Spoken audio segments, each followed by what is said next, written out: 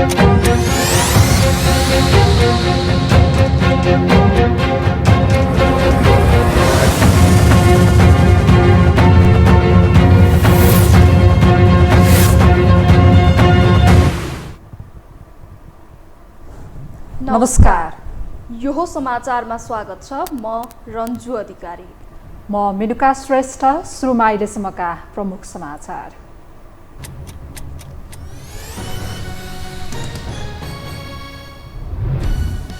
सत्ता गठबन्धनमा सिट बाँडफाँडबारे अझै जुटेन सहमति।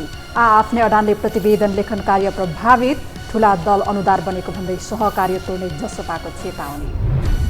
कांग्रेसको बहुमत आउने अवस्थामा मात्र गठबन्धन गर्न देउबालाई पार्टीभित्रबाट दबाव। जनतामा जान पनि दलहरूले अंश बन्टा गरिरहेको भन्दै पूर्व राष्ट्रपतिको चिन्ता।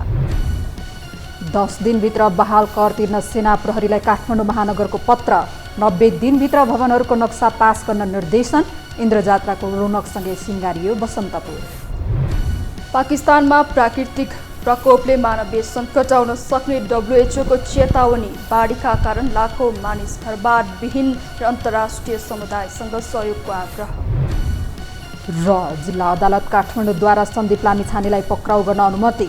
घटनामा आफ्नो गल्ती नभएको लामिछानेको दाबी। कानुनी सहायताका लागि क्यानसँग अनुरोध।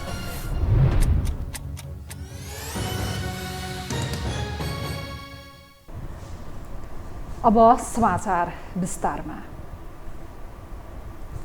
सत्ता गठबन्धनमा सिट बाँडफाँडबारे सहमति नजुट्दा कार्यदल र शीर्ष नेताहरूको बैठक नेताहरूको गुनासो पोख्ने थलोमा परिणत भएको छ। भागवण्डाका लागि गठित कार्यदलको बैठकमा सहमति नजुटेका कारण प्रतिवेदन लेखन कार्य पनि प्रभावित हुन पुगेको छ। आजै प्रतिवेदन तयार गरी शीर्ष नेतालाई बुझाउने तयारी गरिए पनि दलहरूका आफ्नो अडानबाट पछि नहटेपछि शीर्ष नेताहरूको बैठक समेत प्रभावित बनेको हो। यता जनता समाजवादी पार्टी जसपाले सिट बाँडफाँडमा दलहरू अनुदार बनेको भन्दै गठबन्धनबाट बाहिरिने चेतावनी समेत दिएको छ।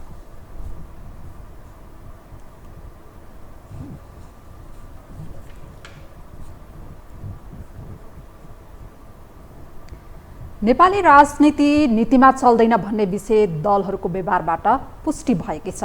नीति बिना चल्ने दलहरूको यो प्रवृत्तिमा न कुनै सुधारको सङ्केत छ न कुनै अपेक्षा गरिएको छ, किनकि यो राजनीति व्यापारी र डनहरूको कब्जामा गइसकेको छ, जुन नीति आगामी संसदीय निर्वाचनमा समेत दोहोरिने पक्का भएको छ।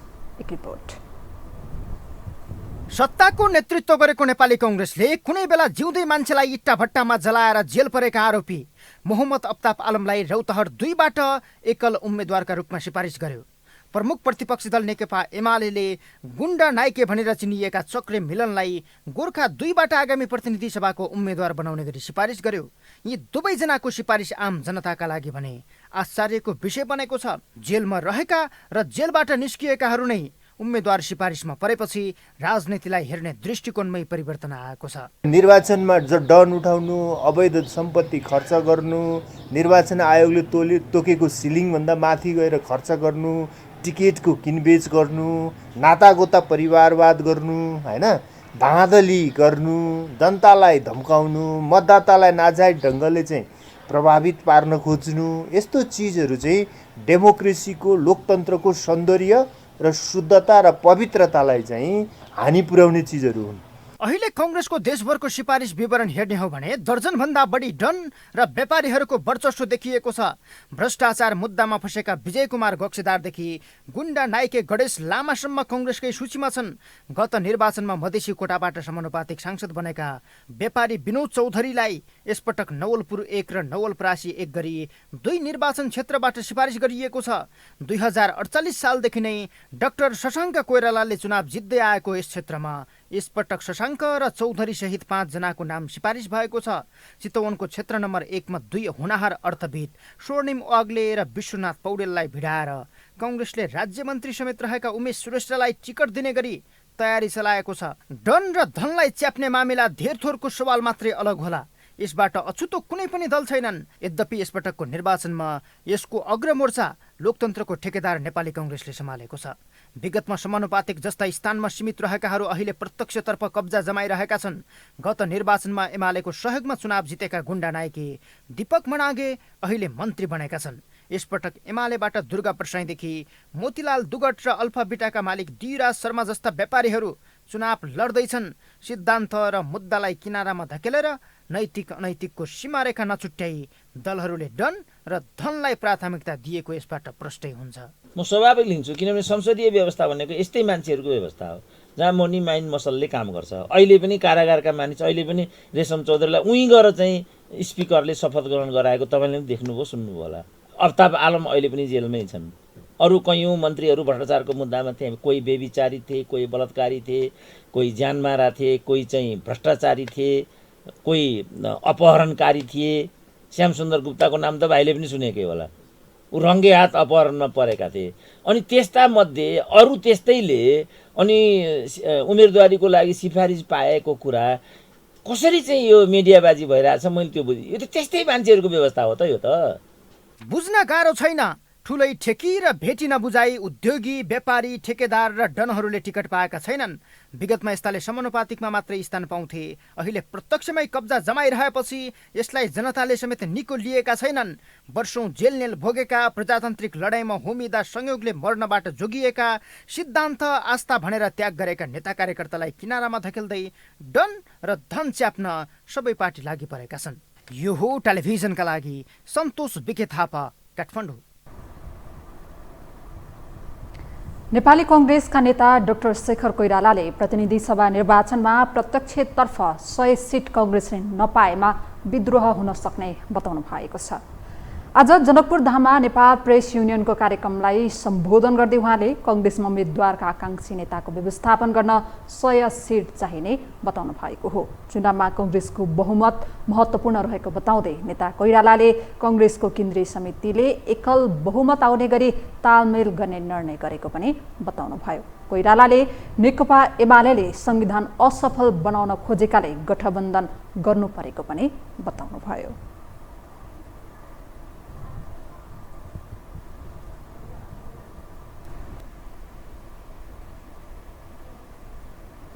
अब बाँकी समाचार। पूर्व राष्ट्रपति डाक्टर रामवरण यादवले नेपाली कांग्रेसले जनताको बीचमा जान पनि अंशबन्जा गरिरहेको भन्दै चिन्ता प्रकट गर्नु भएको छ। उहाँले नेपाली कांग्रेसको अहिलेको अवस्थालाई हेर्दा राम राम भन्नु सिवाय अरू नरहेको उल्लेख गर्नुभयो। बीपीका राजनीतिक चिन्तकहरू अध्ययन गर्न फुर्सद कुनै राजनीतिक कार्यकर्ता र नेताहरूलाई नरहेको भन्दै उहाँले टिकट किनेर पार्टीमा प्रवेश गर्ने गरेको बताउनुभयो। उहाँले समानुपातिकबाट सांसद बन्नको लागि टिकट बिक्रीको चलखेल हुने गरेको पनि बताउनु भयो।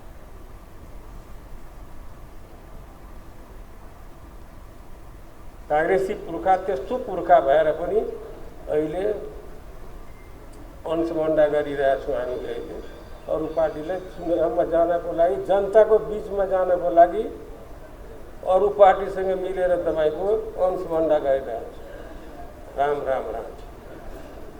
म जनकपुरको मान्छे छु, जनकपुरको मान्छे छु। अलिकता राम राम भन्ने चाहिँ आउँछ। कांग्रेसको बारेमा राम राम भन्नुहोस् त। कार्यक्रममा डाक्टर शशाङ्क कोइरालाले बिरामीलाई पैसा दिएपछि मात्रै अपरेसन गर्छु भन्ने किसिमका डाक्टरहरू रहेको भन्दै दुःख व्यक्त गर्नुभयो।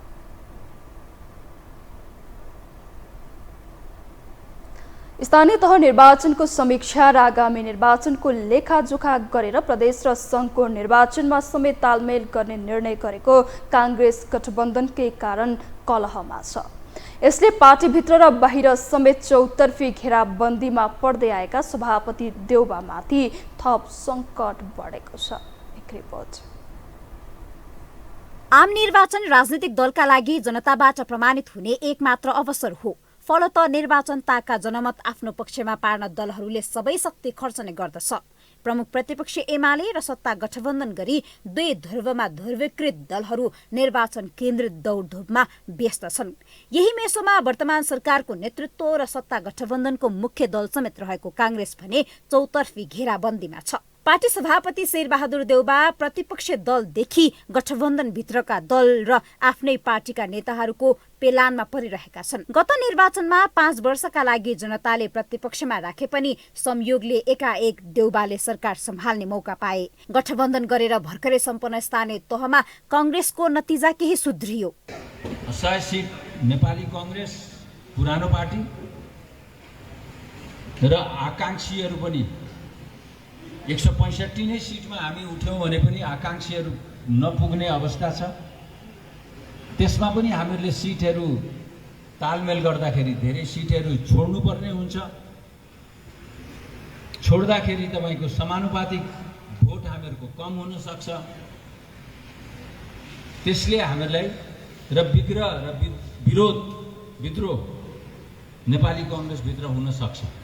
फलत आगामी निर्वाचनमा पनि पार्टीभित्रको चर्को आलोचना र दबावका बीच आफू 85 सिटमा खुम्चिएर भए पनि गठबन्धन कायमै राखेर पहिलो शक्ति बनाउने रणनीतिमा छ कांग्रेस। गठबन्धन नगर्दा कांग्रेसभित्रका शीर्ष नेतृत्व नै हार्ने र अर्कोतर्फ कम्युनिस्ट एक भए विगतकै परिणाम भोग्नु पर्नेमा देउबा जानकार छन्। देउबाले सार्वजनिक मञ्चहरूमै गठबन्धनको विरोध गर्नेहरूलाई एक्लै निर्वाचन जितेर आउन सक्नुहुन्छ भनेर प्रश्न सोध्ने गरेका छन्। पार्टीभित्रका शीर्ष नेताहरू कृष्णप्रसाद सिटौलादेखि रामचन्द्र पौडेलसम्म नै गठबन्धन बिना जित्न नसक्ने भएकाले गठबन्धनको पक्ष पोषण गर्दै देउबासँग आफ्नो गुटको भाग हत्याउने दाउमा छन्। तर महाधिवेशनपछि पार्टीभित्र प्रतिपक्ष बनेका शेखर कोइराला समूह सुरुवातदेखि नै गठबन्धनको विरोधमा छ। कांग्रेस केन्द्रीय समितिले बहुमत सहित गठबन्धन गर्ने विषय निर्णय नै गरे पनि कांग्रेस 100 सिट भन्दा तल झरे सह्य नहुने, पार्टीभित्र विद्रोह हुनेसम्मका अभिव्यक्ति यो समूहले दिँदै आएको छ। देउबा तर्साउन केपी ओली निवास बालकोट धाउने गरेका शेखर कोइराला पदाधिकारीमा युवाको साथ बोकेर पनि पार्टी निर्णयमा भने निरीह जस्तै देखिन्छन्। उनले देउबाको आलोचना गर्न सार्वजनिक मञ्च नै रोज्दै आएका छन्। त्यसैले शेखर कोइराला समूहले सभापति देउबाको आलोचना गर्नु कांग्रेस जनमा नौलो होइन। तर बौद्धिक वर्गले समेत एजेन्डै नमिल्नेसँग चुनाव जित्नकै लागि भएको गठबन्धनमाथि निरन्तर प्रश्न उठाइरहेका छन्। कांग्रेसलाई नैतिक प्रश्न निरन्तर उठिरहेकै छ। यही क्रममा पूर्व राष्ट्रपति रामवरण यादवले समेत कांग्रेसको भविष्यलाई लिएर प्रश्न उठाएका छन्। नेपाली कांग्रेसले जनताको बीचमा जान पनि अंश बन्दा गरेको भन्दै चिन्ता प्रकट गरेका छन्। उनको यो अभिव्यक्तिले कांग्रेसभित्रको कलह कुन तहमा पुगेको छ भन्ने प्रश्न हुन्छ। पैसा फेरि टिकट बेचिरहेछ। सुन्नुभयो होला तपाईँहरूलाई समानुपातिकमा पैसा लिन्छ। अहिले वार्डको म भनिरहेको छु, म आफ्नै जिल्लामा गएको थिएँ। वार्डको टिकट बिक्री भएको छ, नगरपालिकाको टिकट बिक्री भएको छ। अंशबन्दा गरिरहेको छौँ हामीले। अहिले अरू पार्टीलाई चुनावमा जानको लागि, जनताको बिचमा जानको लागि अरू पार्टीसँग मिलेर तपाईँको अंशबन्दा गरिरहेको छ। राम राम राम। कांग्रेसभित्र बलियो बहुमतमा रहेका देउबा अरूका कुरा कम सुन्छन् तर सुनेका कुरा कार्यान्वयन गर्छन्। तर गठबन्धनको दाउपेच देउबाका लागि फलामको चिउरा चपाए सरह बनिरहेको छ। चुनावको मुखमा सिफारिसदेखि विवादको चाङ बोकेको कांग्रेस टिकट दिँदा पनि विवाद मुक्त बन्न सक्ने देखिँदैन। आफ्नै मत गुमाउने अवस्थामा रहेका कांग्रेसले अन्य पार्टीको मत बटुलेर निर्वाचन जित्ला। यदि कलह निमिटान्न नपारे कांग्रेसमुखी नतिजा मात्र होइन, सभापति देउबाको 7औं पटक प्रधानमन्त्री बन्ने धोकोमा समेत धोका हुने डर बढेको छ। यो हो टेलिभिजनका लागि निम्लेकी शेर्पा, काठमाडौँ।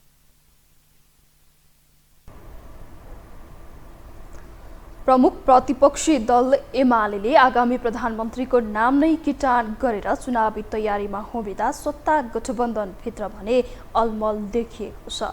स्थानीय सरकारको एजेन्डा सहित ओली सरकारलाई विस्थापित गरे मुलुकको नेतृत्व गरेको गठबन्धन सरकारले भावी प्रधानमन्त्रीको रूपमा कसको नाम अघि सार्ला? एक रिपोर्ट।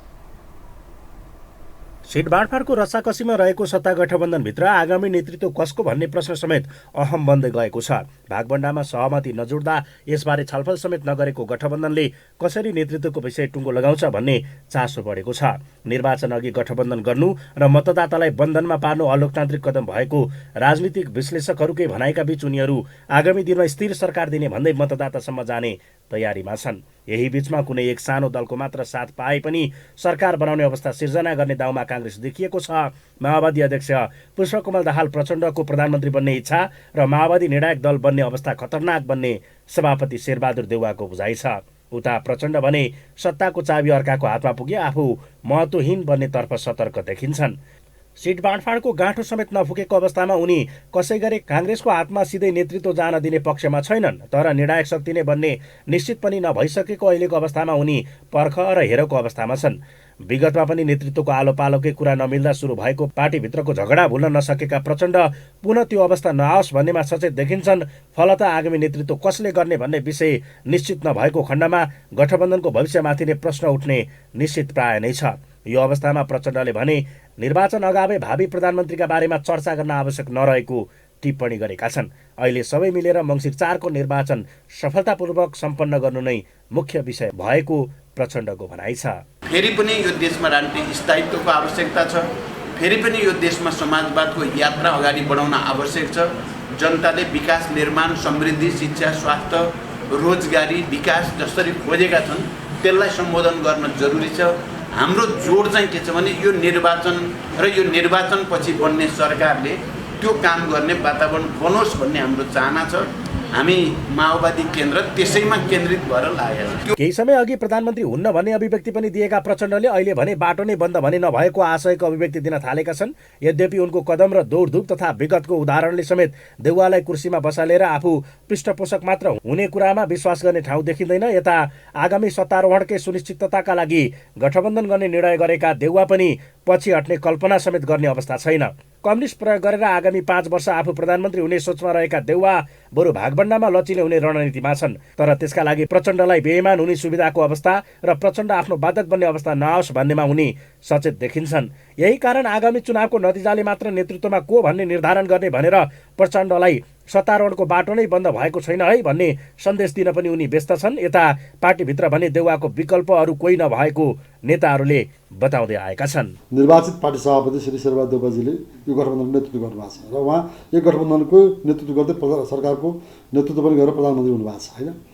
अब भोलि हाम्रो पार्टीको कि पार्टीले पनि यो निर्णय गर्नु पर्यो चुनावमा काङ्ग्रेसको नेतृत्वमा प्रधानमन्त्री काङ्ग्रेसको नेतृत्वमा सरकार बन्दै गर्दा फलानु प्रधानमन्त्री भन्नु पर्यो। तर सामान्यतः अहिले हाम्रो पार्टीमा पार्टीले को चाहिँ केन्द्रीय कार्य समितिको सबै परिवेश हेर्दा शेरबहादुरको विकल्प देखिया छैन। आगामी नेतृत्व कसको भन्ने प्रश्न गठबन्धनको मजबुतीमा पनि भर पर्ने देखिन्छ। अहिले पनि ठूलो दल प्रतिपक्षमा रहेको अवस्थामा आगामी निर्वाचनमा माओवादी निर्णायक शक्ति बनेमा पहिलो दल बन्नेमा ढुक्क रहेको काङ्ग्रेस प्रतिपक्षमा र अन्य दल सत्तामा रहने सम्भावनालाई नकार्न सकिँदैन। किनभने आफै निर्णायक शक्ति बन्ने कुन समीकरण प्रधानमन्त्री हुन फलदायक हुन्छ त्यो रोज्नेमा प्रचण्डले आनाकानी गर्ने छैनन्, जुन अवसर एमाले पनि हेरिरहेको छ। तर यो परिस्थिति भने गठबन्धनले मतदातालाई देखाएको सपनामाथिको धोका हुनेछ। हामीसँग समाचार बाँकी नै छन्, अहिलेलाई विश्राम।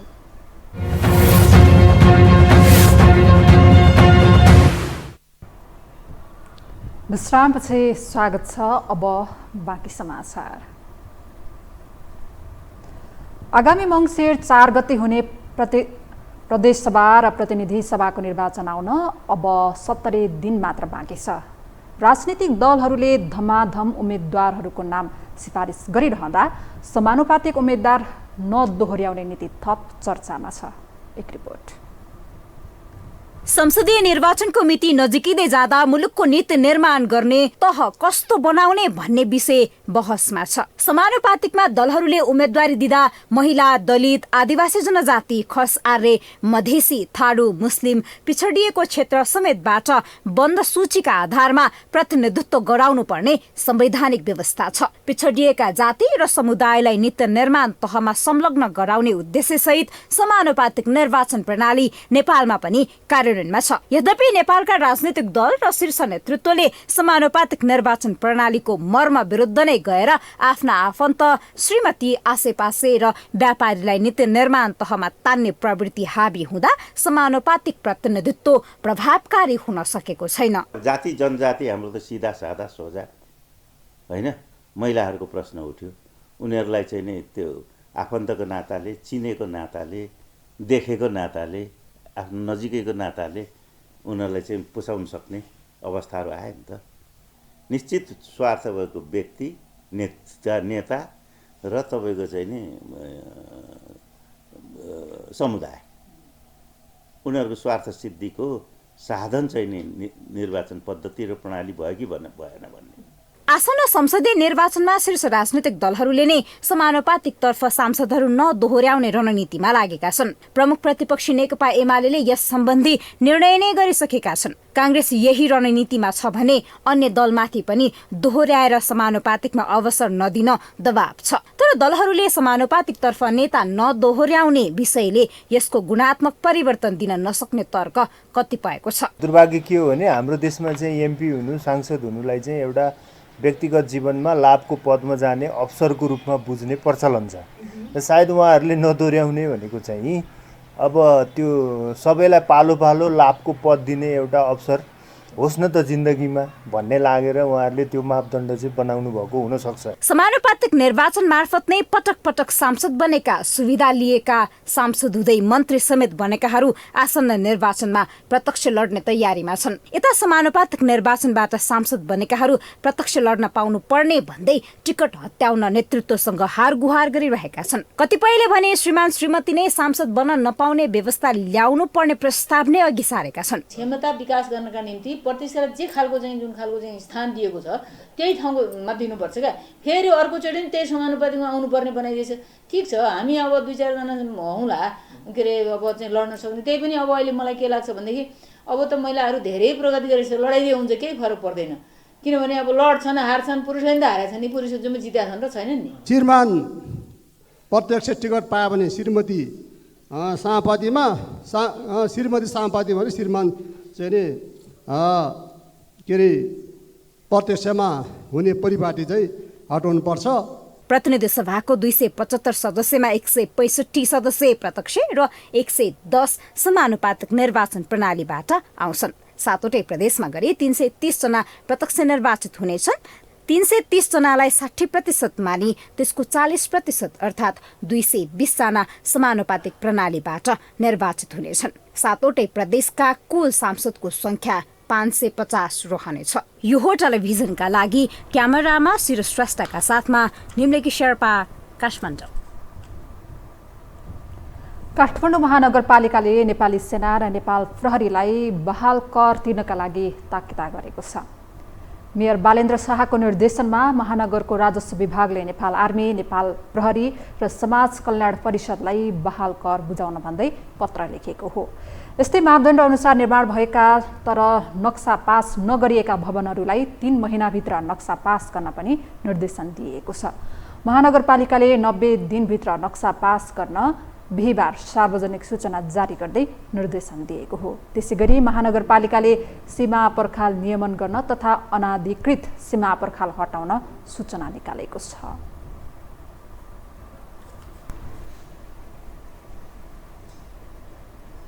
अब बाँकी समाचार। काठमाडौँ उपत्यकामा इन्द्र जात्राको रौनक जारी छ।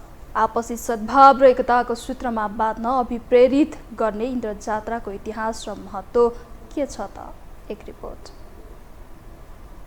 वर्षा र सहकालका देवता देवराज इन्द्रको पूजा आराधना गरी परम्परागत रूपमा इन्द्र जात्रा पर्व मनाइँदैछ, जसका लागि यति बेला बसन्तपुर क्षेत्र बेहुली झैं सिंगारिएको छ। विशेष त नेवार समुदायको सांस्कृतिक चाडका रूपमा लिएको इन्द्र जात्रामा अन्य समुदाय पनि रमाउने गरेका छन्। प्रत्येक वर्ष भाद्र शुक्ल चतुर्थीका दिन पर्ने यो पर्व काठमाडौँ, ललितपुर, भक्तपुर, धुलीखेल, दोलखा लगायतका स्थानमा मनाइन्छ। भाद्र शुक्ल द्वादशीका दिन हनुमान ढोका अगाडि धार्मिक विधिपूर्वक इन्द्र ध्वजा सहितको लिङ्गो चढाएपछि प्रारम्भ हुने यो जात्रा विभिन्न प्रकारका नाचगान, रथ यात्रा र देवी देवताको पूजा आजा गरी 8 दिनसम्म मनाउने प्रचलन छ। सांस्कृतिक महत्त्व बोकेको यो जात्राले नेपाली समुदायलाई एकतामा त बाँधेकै छ नै, सँगसँगै विदेशी पाहुनाहरूलाई पनि स्वागत गर्ने गरेको छ। विशेष त पर्यटकहरू पनि यो सिजनमा काठमाडौँ ओर्लन बढी रुचाउँछन्। हरेक वर्षको भाद्र शुक्ल द्वादशीका दिन हनुमान ढोकामा 36 हात लामो लिङ्गो ठड्याएर इन्द्र जात्रा पर्वको सुरुवात गर्ने प्रचलन छ। इन्द्र जात्रा मानिराखेको तिनीमा पहिला चाहिँ हामी सुनिराखेको हो होइन। हाम्रो चाहिँ भैरवनाथ चाहिँ त्यो चाहिँ आकाशबाट चाहिँ खसेर हाम्रो चाहिँ त्यो महाभारत हेर्नुपर्छ भनेर विराजमान भएको रहेछ हामी सुने अनुसार होइन। अनि हाम्रो एक हप्ता करिब 8 दिनको यो कार्यक्रम हुन्छ। यो कार्यक्रममा चाहिँ अब विभिन्न देवी देवताहरूको प्रदर्शन झाँकीहरू हुन्छ। जस्तै चाहिँ अब श्री 10 अवतार नाचहरू हुन्छ, त्यसै गरी श्री लाखे आजु, त्यसै गरी श्री हलचोक आकाश भैरव, श्री चाहिँ यो स्वसन्द भैरव होइन। विभिन्न यो देवी देवताहरूको यहाँ चाहिँ प्रदर्शन हुन्छ, नाचगानहरू हुन्छ। विशेषतः इन्द्र जात्राको दिन काठमाडौँ उपत्यकामा सार्वजनिक बिदा दिने चलन छ। इन्द्र जात्रालाई सभ्य र भव्य रूपमा सम्पन्न गर्न लागि परेको काठमाडौँ महानगरपालिकाले विदेशी मुलुकका पाहुनालाई इन्द्र जात्राको दिन काठमाडौँ ओह्राल्ने तयारी गरेको छ।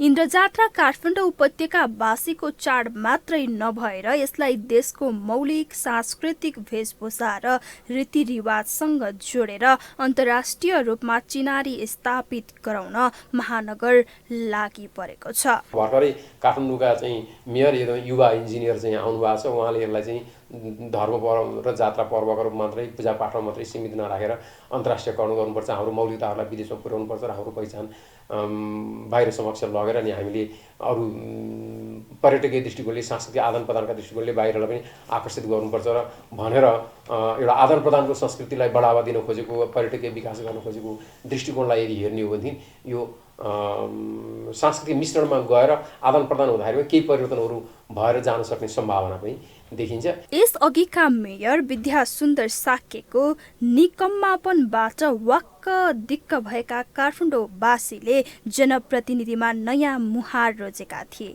जनताले मेयर मात्रै होइन उपमेयरमा पनि नयाँ अनुहार राजनीतिमा नलागेका व्यक्ति रोजेका थिए। अहिले मेयर उपमेयरको जोडीले काठमाडौँवासीको मतलाई न्याय गर्न खोजेको देखिन्छ।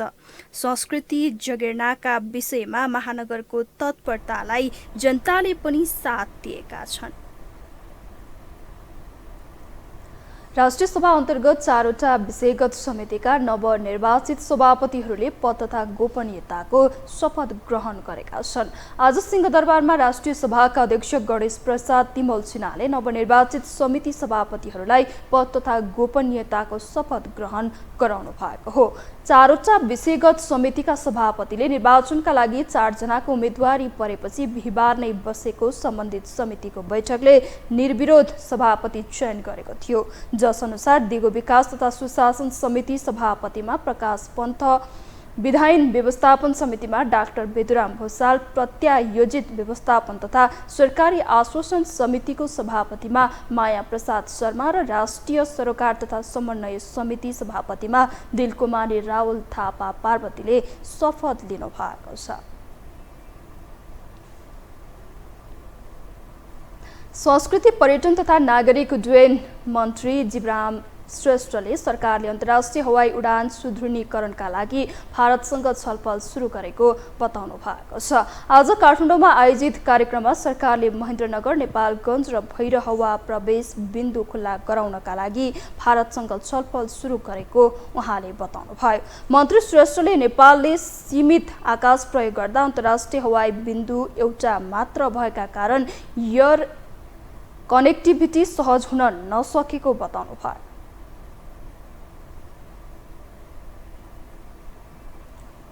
हाम्रो प्रायोरिटी सेक्टर भनेको अन्तर्राष्ट्रिय फ्लाइटको लागि महेन्द्रनगर, नेपालगञ्ज र भैरवालाई हामीले चाहिँ नि जुन अगाडि बढाइरहेको छु र यसको अब भारत सरकारसँग हाम्रो कुराकानीहरू भइरहेको छ, तर त्यो खुलिसकेको अवस्था छैन र जुन विमानस्थलहरू हामीले चाहिँ नि सुरु गरेका छौँ यसलाई सुदृढ गर्नेतर्फ हामी गइरहेका छौँ र यसरी एउटा चाहिँ नि नेपालको पर्यटन क्षेत्रलाई सुदृढ गर्नको लागि र यसलाई चाहिँ नि हामीले अब नेपाल पर्यटकहरूको चाहिँ नि 12 महिना आउन सक्ने एउटा देश हो भनेर हामीले अगाडि बढाइरहेका छौँ।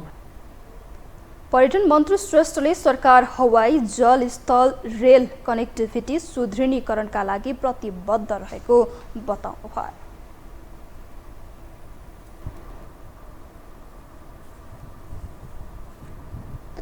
अब पालो अर्थ समाचारको।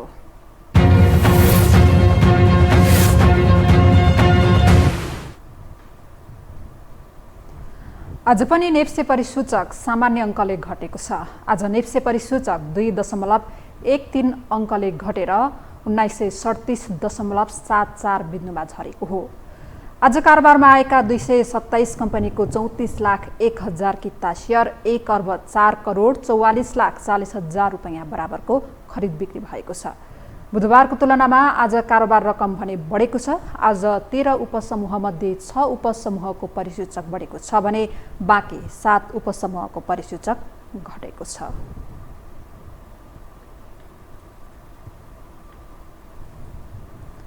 हामीसँग अन्तर्राष्ट्रिय र खेल समाचार बाँकी नै छन्। अहिलेलाई पुनः विश्राम।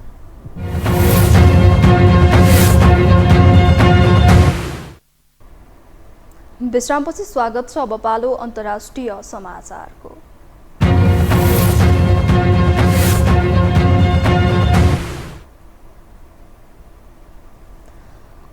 विश्व स्वास्थ्य संगठन WHO ले पाकिस्तानमा अकल्पनीय मानवीय सङ्कट उत्पन्न हुन सक्ने चेतावनी दिएको छ। WHO ले पाकिस्तानमा प्राकृतिक प्रकोप, जलवायु परिवर्तन लगायतका कारणले मानवीय सङ्कट उत्पन्न हुन सक्ने चेतावनी दिएको हो। पाकिस्तानमा पछिल्लो समय अत्याधिक वर्षापछि हजारौंको मृत्यु भएको छ भने लाखौं मानिस प्रभावित भएका छन्। गुणस्तरीय आधारभूत सेवा सुविधा नपाउँदा छाडा पखला, डेङ्गु लगायतका रोगले थप हजारौं मानिसको मृत्यु हुन सक्ने खतरा रहेको WHO का अधिकारीहरूले चेतावनी दिएका छन्। यस्तै बाढीका कारण लाखौं मानिस घरबारविहीन बनेको अधिकारीहरूले जनाएका छन्। अब पालो खेल समाचारको।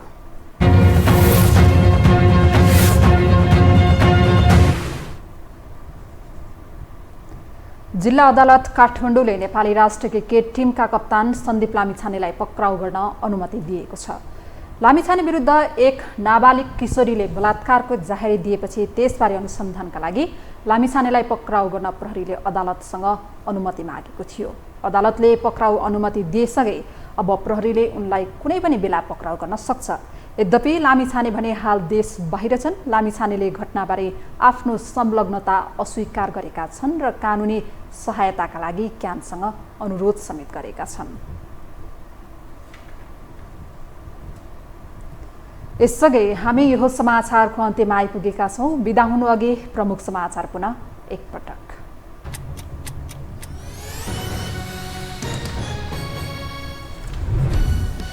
सत्ता गठबन्धनमा सिट बाँडफाँडबारे अझै जुटेन सहमति। आफ्नै अडानले प्रतिवेदन लेखन कार्य प्रभावित। ठूला दल अनुदार बनेको भन्दै सहकार्य तोड्ने जसपाको चेतावनी। कांग्रेसको बहुमत आउने अवस्थामा मात्र गठबन्धन गर्न देउबालाई पार्टीभित्रबाट दबाव। जनतामा जान पनि दलहरूले अंश बन्टार गरिरहेको भन्दै पूर्व राष्ट्रपतिको चिन्ता। 10 दिनभित्र बहाल कर दिन सेना प्रहरीलाई काठमाडौँ महानगरको पत्र। 90 दिनभित्र भवनहरूको नक्सा पास गर्न निर्देशन। इन्द्रजात्राको रौनकसँगै सिंगारियो बसन्तपुर। पाकिस्तानमा प्राकृतिक प्रकोपले मानवीय सङ्कट आउन सक्ने WHO को चेतावनी। बाढीका कारण लाखौं मानिस घरबारविहीन। अन्तर्राष्ट्रिय समुदायसँग सहयोगको आग्रह। र जिल्ला अदालत काठमाडौँद्वारा सन्दीप लामिछानेलाई पक्राउ गर्न अनुमति। घटनामा आफ्नो गल्ती नभएको लामिछानेको दावी। कानुनी सहायताका लागि क्यानसँग अनुरोध।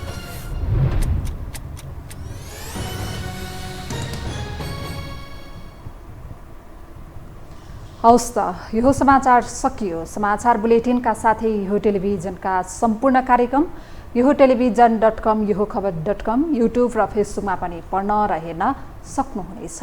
मोबाइलमा यो टिभी एप डाउनलोड गरी हामीलाई प्रत्यक्ष हेर्न सक्नुहुनेछ। तथ्यसहितको निष्पक्ष समाचार तथा मनोरञ्जनका लागि हेर्दै रहनुहोला यो टेलिभिजन। नमस्कार।